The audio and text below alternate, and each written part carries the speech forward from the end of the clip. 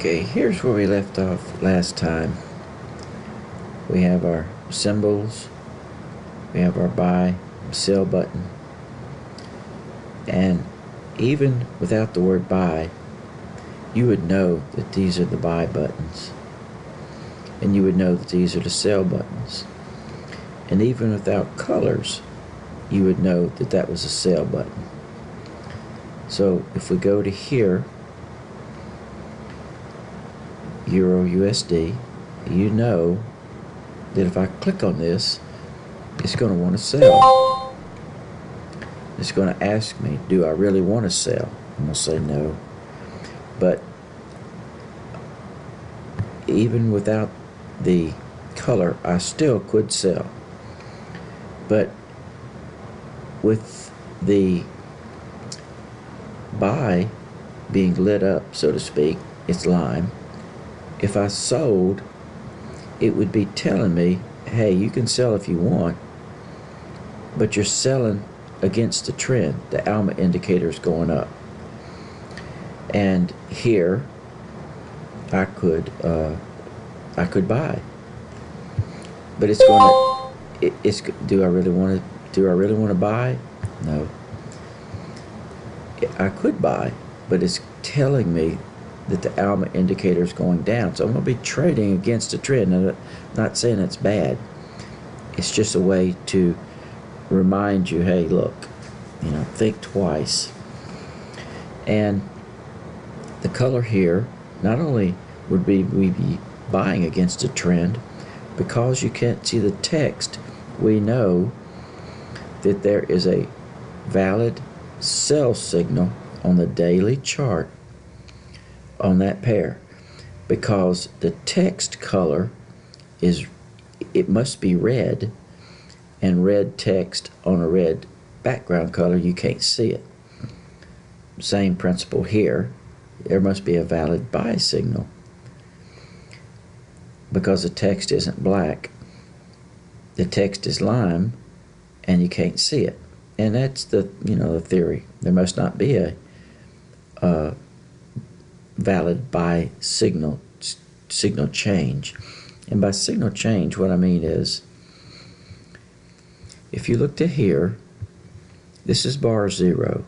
It's not completed. This is a weekly chart. Here's bar 1. That, in other words, last week, 1 week ago. Here's bar 2. In other words, 2 weeks ago. Here's 3. In other words, 3 weeks ago. And if it was hours, it would be 1 hour ago, 2 hours ago, 3 hours ago, just like that. You can see that 3 weeks ago, the ALMA indicator was going down. And if you looked at the value, you probably can't see it, it's 23.23. And if you looked at the value here, it's 22.91. So it's going down. Then it turned up. So in a way of thinking, we have a buy signal. It was going down, it's now going up. And if we looked over here at our GBP USD, you can't see the text, so there must be a valid buy signal. Of course, that doesn't mean rush out and buy it. If the ALMA indicator was a guaranteed moneymaker, everybody would be using it. And if martingale was a guaranteed money maker, everybody would be using martingale. You got to use a little common sense too. Here would be a valid sell signal on this day, on this bar, this week, I mean. But anyway, that's all we're interested in doing today. We just want to have the text conditional. And the way to start that is, it's relatively easy. Just Google. The first thing you need to do is Google iCustom MQ4 reference. iCustom. You're going to have to look at that one day, sooner or later. And the ALMA indicator is a very simple indicator. Minimum number of inputs and all. You can see here iCustom. It wants a symbol. In our case, we're going through them all. Euro USD, and then the second one and third one, so on forth. Time frame. Right now we're just using the weekly time frame. The name is Alma. Mode. The mode is the buffer, and in our case I'm thinking it's 0. I have to look again. And shift is just like I said. Last week is 1. 2 weeks ago would be 2. 3 weeks ago would be 3, like that. And right here it says custom indicator input parameters if necessary. You don't have to put all the parameters. You'll see people just line them all out. Unless you're changing them, it will by default use the parameters that are in the indicator. So you don't really have to put them. And here's an example. So double. And the name of it is val, which is short for value, I'm sure. And they're assigning iCustom, just like we're fixing to do, null. We are going to use regular symbols, EUR, USD, USD, JPY, and so forth. Instead of 0, we're going to use weekly, the 10,080. Sample ID, our name is just going to be Alma. We're not going to need that. We're just going to need a buffer, and I think it's 0. And our bar, which is right here, will be 1, 2, or 3. You'll see. Very easy. All we're doing, where last time we had black as a text color there, and we had black as a text color there. Now we want to change that to where it can be made lime or red. And we've done that with Alma B color, Alma bicolor, Alma S color, and that's Alma cell color. And I created those up here. They were the other day. Right there, color, Alma B color. And I just put it like that so it'd be somewhat easy to understand. Alma S color. By default, we've assigned them black. We want it black. Most of the time it will be black. You know, you can see they're black. The text is black. Now the condition, how do we change it? We change it right here. Alma sig, you'll see it in a second. All this requires is a symbol, and in our case we're going to go through the symbol list, EURUSD. The code above does that for us, and we want the time frame right there. And this is saying if Alma sig with those parameters equals 0, Alma B color is lime. So if there is a bi signal, the color will be lime. So you will not see the word bi. It's lime on top of lime. You can't see it. If the Alma sig with these parameters equals 1, the Alma cell color is red. So it'll be red on top of red and you can't see it. And here is how we arrive at what the value will be. Alma sig, all we need is a symbol and we need a time frame. Here's the iCustom, just like you saw before. Sim, which is short for symbol. The code above will input that. The time frame, we've chosen the time frame up there is 180 or 10,080, however you want to look at it. Alma is our name. The buffer is 0. And what this is saying if the Alma 1 bar ago is greater than the Alma 2 bars ago, and the Alma 2 bars ago is less than, and I should have put equals here,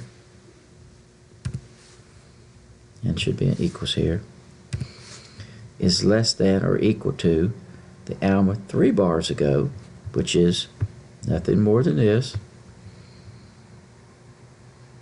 The Alma 1 bar ago right here is greater than Alma 2 bars ago, and the ALMA 2 bars ago is less than ALMA 3 bars ago. That's all that's saying. It's looking for that. Then the value is 0. In other words, a buy.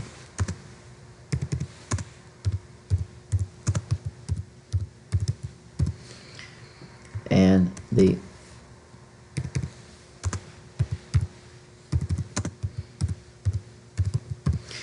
opposite of that, or somewhat the opposite of that, is if the ALMA 1 bar ago is less than the ALMA 2 bars ago, 2, and if the ALMA 2 bars ago is greater than or equal to the ALMA 3 bars ago, then it's a valid sell signal. So it's 0 and 1, buy and sell. And then it just says return value. And this sort of thing is real common. This is a very, very common way of finding signals. You can't hardly get simpler than that. You can almost read it out loud, just like I did read it out loud. And let's compile this.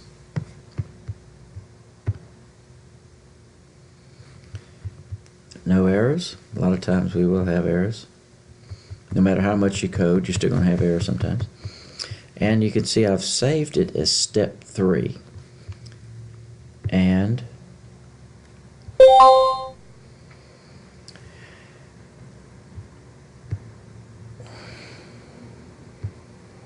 here we are, step 3. And you see now the GPUSD, we have a valid buy signal, and the text is lime on top of a lime button, so it's invisible. So without, you can just glance across the chart and across this dashboard, and you can see the current buy or sell in relation to the ALMA. And you could use anything. You could use it doesn't have to be the ALMA. That's your choice. I'm just using this because it's a simple indicator, just to get the point across. And let's see. I'll post this in the same thing, AnyVid site. It'll be in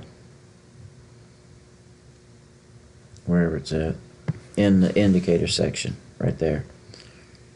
Look at this. Try not to go off very far from the simplest little things right now. The simplest little things. Just get the idea down, and build on that slowly, and it'll be easy. Your dashboard will be extremely small in code, and even this right here, what you're looking at here, we won't do it this week, we won't do it next week, but everything you see here could be reduced down by 50%. It just gets a little bit more difficult, and that's what you don't want right now. You need it easy, and this is about as easy as you're going to get. I'll post this code and a video on AnyVid site, and next time what we will do, next step, is we need to begin to start with like alligator. This is the alligator indicator. It'll just tell you if it's going up or down, or if it's intertwining. And we'll do some arrows and some numbers and things along that line. And then once we do it for a week, then with a couple lines of code, you can reproduce the whole thing for all the time frames. And I think this ought to do it.